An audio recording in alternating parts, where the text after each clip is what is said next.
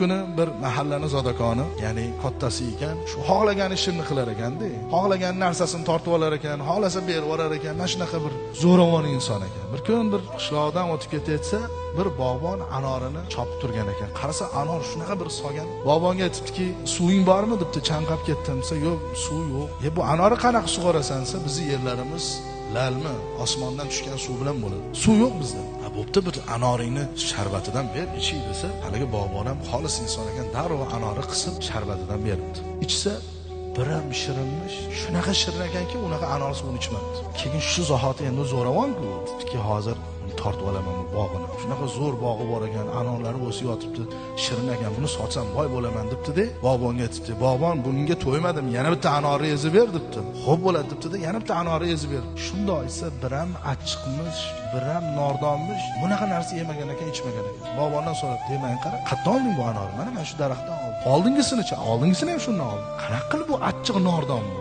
Oldingisi shirin edi-ku" desa, "Bilmadim, balki sizning niyatingiz buzilgandir" debdi. Shunda haligi inson o'ylab qoldi. Nima degani niyatim buzildi? Keyin o'ylabdi, to'xta, birinchi ichganimda suvsaganim uchun ichdim.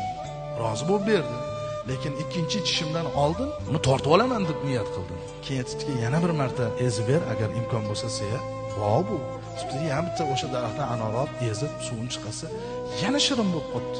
"Bog'bon, sen avliyomisan? Karomat bo'lyapti. Birini ichsam shirin, birini ichsam nordon, shu" deganda, "Aka, niyatingizni yaxshi qilgandirsiz-da" degan ekan. Uchinchisida tortib olish niyatidan qaytgan ekan. Shuning uchun niyatimiz to'g'ri bo'lsa, yeyotgan taomimiz ham shirin bo'ladi. Niyatimiz buzuq bo'lsa, taomimiz ham ana shunaqa holatga tushib qoladi.